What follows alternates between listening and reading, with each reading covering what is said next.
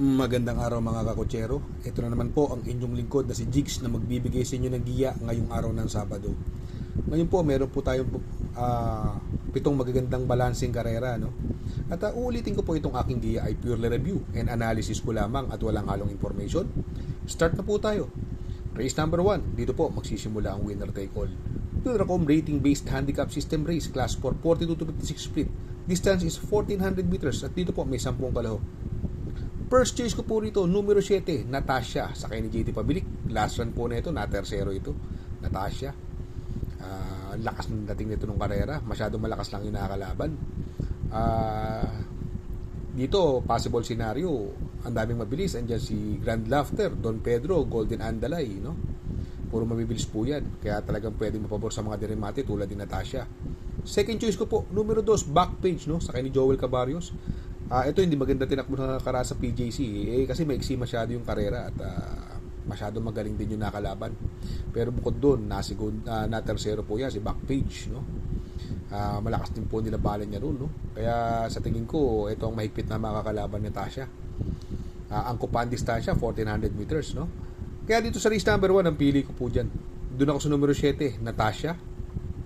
Panigundo ko naman po, numero 2, Backpage. Sa race number 2, dito po magsisimula ang pick 6. Pilracom rating based handicap system race class 5 17 to 41 split.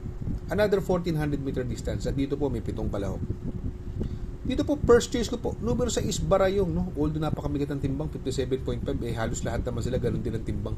57, 58, napakabigat po ng mga parang farewell race yata to no? Dahil lahat sila nagbibigatan grupong mababalan to si Barayong po, last run po nito, na tersero po kay leader of the band, no? Nasegundo po si Note Angel, siya po yung tersero doon, lakas ng dating niya noon Nasa labas, lakas ng dating. Medyo maiksi lang ang distansya noon, pero kung medyo mahaba-haba distansya, kung 1400 meters, ito mananalo doon sa karera noon second choice ko po, yung numero 2, Lightning Bolt, no? Ito si Lightning Bolt, pinanalo ni Pabs Cabalejo, no? Magaling sa kanya to. Si Lightning Bolt. Pero magkasama po ako ng bandeado rito yung bagong baba ng grupong numero 7, Princess Isabel, sakay ni Charles Reyes. Ito napakababa po sa grupo, Princess Isabel. Matagal na panahon na. Huling panalo niya si Mike Star tinalo way back 2025, no? Pero ito mababa sa labang, kaya lang 58 din ang timbang. Kaya dito sa race number 2 ang pili ko po. Doon ako sa numero 6, Barayong. Panigundo ko naman po, numero 2, Lightning Bolt. At isasama ko pang pandeado, numero 7, Princess Belle. Sa race number 3, dito po magsisimula ang pick 5. Pilracom rating based handicap system race class 4, 42 to 56 split. Another 1400 meter distance. At dito po may 9 na kalahok. First choice ko po rito yung bagong baba ng grupo, numero 8, Gintong Hari. From Isaac Aguila, binigay po sa apprentice kay Jackie RC Simasio para medyo gumaangan timbang, no? Magdadala lang po siya ng 55. At possible siyang humabol kay Take a Chance, no? Si Take a Chance kasi ang tingin ko magdadala ng unahan dito ang pwedeng makalutsahan niya rito or makasabayan niya sa unahan yung kabayong Just a Touch, no? At saka si Moon Racer. Pero sa tingin ko ito magdadala ng unahan at susundan ni Gintong Hari. Second choice ko po rito yung paumentong numero 3, Tough Feeling, no? Sakay ni Jigger Paano. Ito si Tough Feeling, ilang beses niya tinalo si Amor My Love, twice, no? Suking-suki niya yun, no? At magaling itong si Top Feeling, maiksi mahabang distansya, medyo nahilo lang nung karera dahil nakalaban niya imported si Jubil's Glory. Although nabigyan niya ng magandang laban kahit papano, ginyab niya, kaya na talagang masyadong mahusay yung Jubil's Glory. Segundo po siya dumating doon. Kung magsasama po ako ng pandeado, numero 1 na rin, Just a Touch, no? Nung karera pagkalawang lang po yan from Jenjen Huko, binigay na po kay JR Sergeant de Ocampo, no? Magandang isama pandeado po yan. Kaya dito sa race number 3 ang pili ko po, numero 8, Gintong Hari. Panigundo ko naman po, numero 3, Tough Feeling. At isasama ko pong pandeado, numero 1, Just a Touch. Sa race number 4, Pilracom rating based handicap system race class 4 42 to 56 split. Another 1400 meter distance at dito may 7 kalahok. First choice ko po rito, tingin ko ito mauuna rito, no? Although nandiyan si Basket of Gold pero kaya niya unahan. Numero 7, Storm Landing. From Conrad Denson, binigyan na po kay Jeffrey Zarate. Ito, tingin ko, pilit iuunang Jeffrey Zarate ito na tersero ito nung kay Calculus kila Johnny Dani, si Storm Landing, no? Tapos nung kila Nana Bubu, medyo nahilo siya ron, masyadong magaling yung Nana Bubu, dihadong nanalo po yun. Siya po first choice ko dito, yung Storm Landing. Second choice ko po yung pwedeng lumimate, no? Yung numero 6 is Dakis, no? Sakay ni Ia Brea, magaling naman sakay Jackie Ia Brea to, si Dakis. Tingin ko kung hahabulin nila si Storm Landing, ito ang makakasunod si Dakis Pwedeng lumimate, giant killer pa naman yan. Laging dihado kung manalo. Kaya dito sa race number 4 ang pili ko po. Doon ako sa numero 7, Storm Landing. Second choice ko po, numero 6, Dakis. Sa race number 5, Pilracom rating based handicap system race, class 357 to 70. Distance is another 1400 meters at dito po meron tayong 7 kalahok. Para sa akin po, no, sosolohin ko na po ito. Numero 1, Tough Customer, no? Ito si Tough Customer, tumakbo ng malaking karera to. Kila Ace of Diamonds. If I'm not mistaken, si Tough Customer, tersero yata siya ron.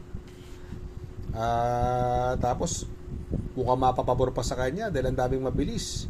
Shiver Me Pick, although Uno Hernandez 58 naman ang timbang. Tapos may King James na pwedeng lumutya, NIU yan sakay, may part-time lover pa, sakay ni Ian Ramos. Tingin ko pabor na pabor kay Top Customer to. Tapos Jan Alvin Cusi pa sakay, malaking karera pa sinalihan, nanalo pa yan sa PJC, Uno Gis ang preba, Uno Gis Media. Kaya dito sa race number 5, no, ang pili ko po, sosolohin ko na po yan, numero 1, Tough Customer. Sa race number 6, Pilracom rating based handicap system race, class 5, 70 to 41 split. Ito po yung penultimate race natin, meron po tayo siyam na kalahok. First choice ko po rito, numero 1, heavyweight, sakay ni Jackie JT Pabilik, 57 ang timbang. Tandaan nyo, minsan nagbibisyo sa aparato yan.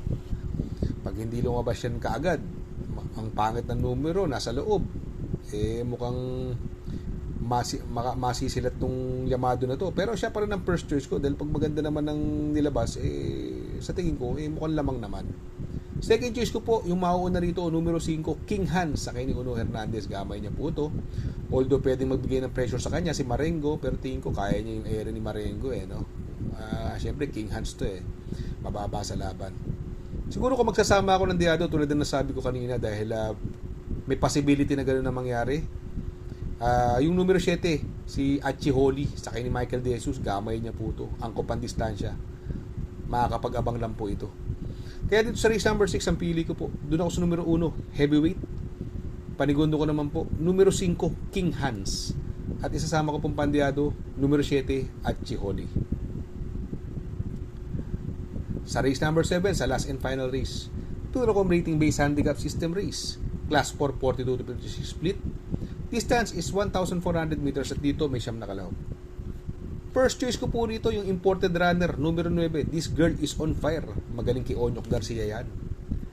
May preba pong 1.25 medya yan, si This Girl Is On Fire.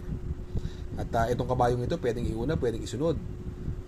Possible scenario pa naman dito, pwedeng mauna si My Boy Lollipop. At Light Bearer, puro mabibilis po yan. Brown Pirate naman, pwedeng mauna, pwede rin isunod sa ni Joel Cabarrios. Pero ako pipiliin ko Pandiado dito for upset yung numero 2, Service Deluxe sa ni Apoy Asuncion. Ito magaling na kabayo to, si Service Deluxe. Kaya dito sa race number 7 ang pili ko po, doon ako sa numero 9, This Girl Is On Fire. Panigundo ko naman po, numero 2, Service Deluxe. Shout out nga pala kay Sir Pax ng Barkadahan OTV. Located po siya sa 1139 New Antipolo Street, Corner Vargas. Malapit lang po sa Abad Santos, yung bagong ginawang tulay. Very convenient and attentive po ang mga tao. Pwede po kayong mag-EV at party while betting on racing. Good luck mga kakutsero. Sana po matapat ang ating giya at yung mga nakasunod. Sana po ay magsitama po kayo. Ako yung makikiusap lamang at makikisuyo sa inyo na please like, share, subscribe, and hit the notification bell para update kayo sa aking mga giya. Good luck po and happy racing!